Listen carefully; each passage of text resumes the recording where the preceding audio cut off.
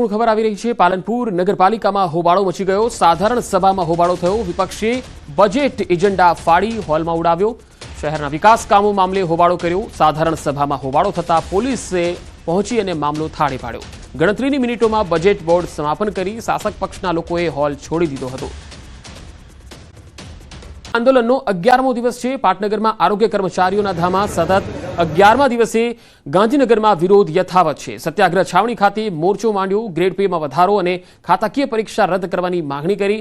પોતાની માંગણીઓને લઈ આરોગ્ય કર્મચારીઓ મક્કમ દેખાયા। ખાતાકીય પરીક્ષા રદ કરવા અને ગ્રેડ પેની માંગણી સાથે અચોક્કસ મુદતની હડતાળ પર ઉતર્યા છે। સરકારે આરોગ્ય કર્મચારીઓ પર એસ્મા લાગુ કર્યો છે। એસ્મા લાગુ કર્યા બાદ કેટલાક કર્મચારીઓને નોટિસ પણ અપાઈ છે। આજે અમારી હડતાલનો 11મો દિવસ છે। અમારી ફક્ત સરકાર પાસે બે જ માગણી છે। અમારી ખાતા પરીક્ષા રદ કરવામાં આવે અને અમને ટેકનિકલ ગણી અને ટેકનિકલ ગ્રેડ પે આપવામાં આવે, જે બીજા રાજ્યો કરતાં ઘણો ઓછો છે।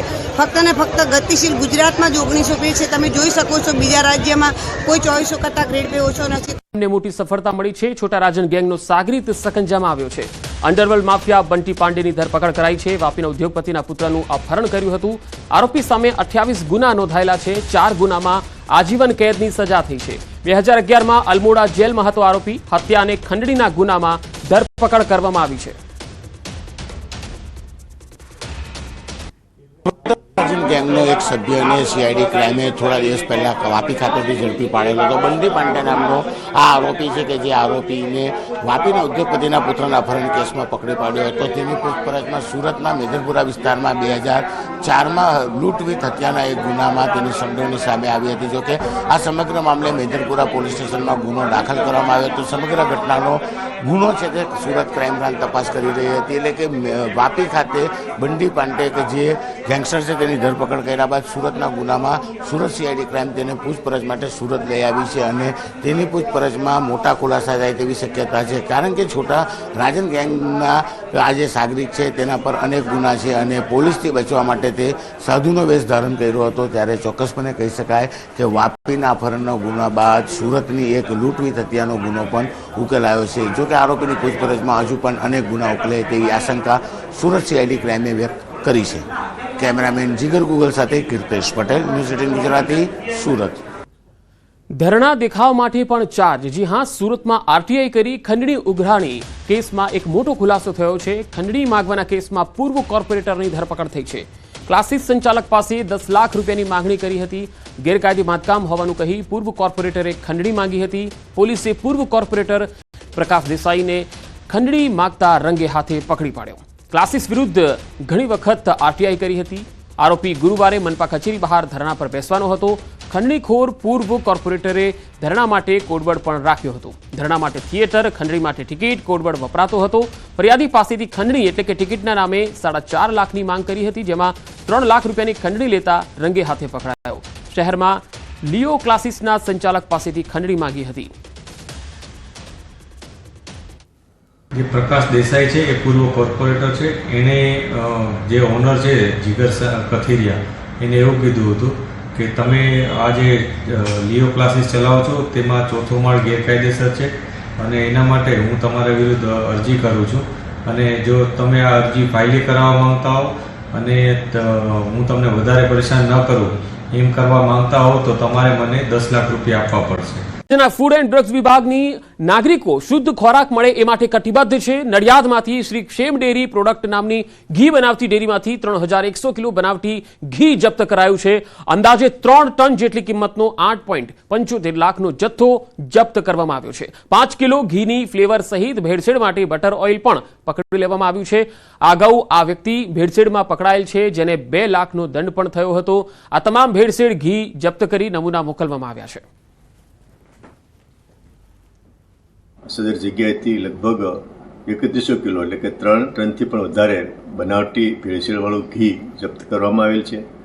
આની અંદાજિત કિંમત 8,75,000 જેવી થાય છે। સદર પેઢીમાંથી 5 કિલો જેટલી ઘીની ફ્લેવર મળી આવી છે। ઘીમાં ભેળસેળ માટે બટર ઓઇલ મળી આવેલું છે અને આ બધો જથ્થો જપ્ત કરીને તેના 3 અલગ અલગ નમૂના લઈને લેબમાં પૃથ્થકરણ માટે મોકલવામાં આવેલા છે।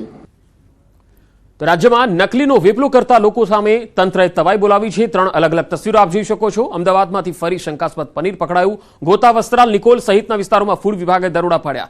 ગોતાની કૃષ્ણ ડેરીમાંથી 199 કિલો પનીર સીઝ કરાયું. આ તરફ પાટણમાં ફૂડ વિભાગે 15 દિવસ પહેલા 2 ગોડાઉન સીલ કર્યા. આ મામલે ગોડાઉનના માલિક હાજર થતા તપાસ શરૂ કરી અને શંકાસ્પદ તેલ અને ઘીના નમૂના લેવામાં આવ્યા. તો ખેડા જિલ્લામાં વધુ એક નકલી ઘીની ફેક્ટરી પકડાઈ હતી. નડિયાદ ડાકોર રોડ ઉપર આવેલ શ્રી ક્ષેમ કલ્યાણી ફેક્ટરીમાં દરોડા પાડી અને ભેળસેળયુક્ત ઘી નો જથ્થો જપ્ત કરાયો.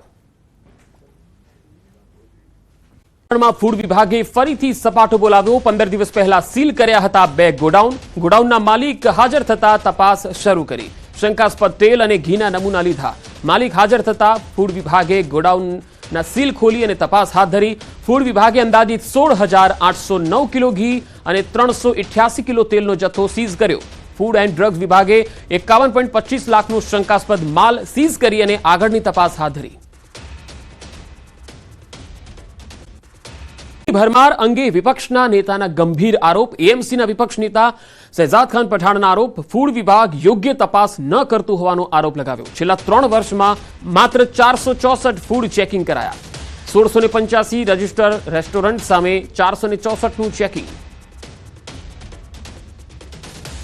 अहमदाबाद म्यूनसिपल कॉरपोरेशन के अंडर में और अहमदाबाद म्यूनसिपल कॉरपोरेशन ने जिन्हें लाइसेंस दिया गया है, ऐसे अहमदाबाद शहर में 1685 होटल और रेस्टोरेंट चल रहे हैं जो कि अहमदाबाद म्यूनसिपल कॉरपोरेशन में लिस्टेड है.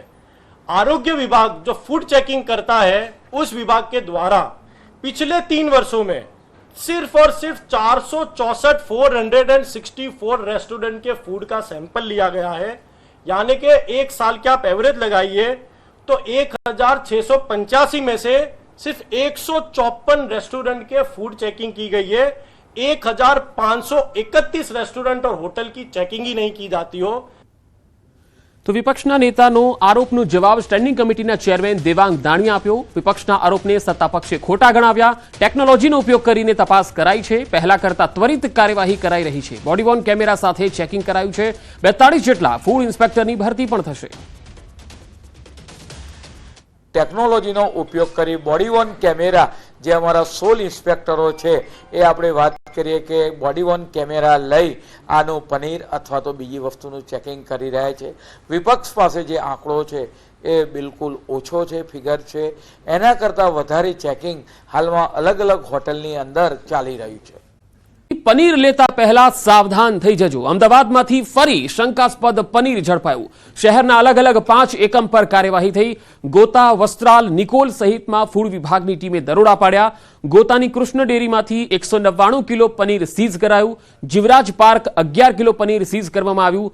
વસ્ત્રાલમાંથી 119 કિલો પનીરના ગોડાઉનમાંથી તેને જપ્ત કરવામાં આવ્યું. તો ગોતામાં ડેરી રીચ આઈસ્ક્રીમમાંથી 35 કિલો પનીર પકડાયું. નાથદ્વારની મેન્યુફેક્ચરિંગ યુનિટ હોવાનું ડેરી માલિકે જણાવ્યું. શંકાસ્પદ પનીરનો જથ્થો લેબ ટેસ્ટ માટે મોકલવામાં આવ્યો છે. ડેરીના માલિકે કહ્યું છે કે પનીર નાથદ્વારાથી મેન્યુફેક્ચરિંગનું છે, અહીં પેકિંગ થતું નથી. જો દંડ થશે તો ડેરી માલિક ભોગવવા તૈયાર છે.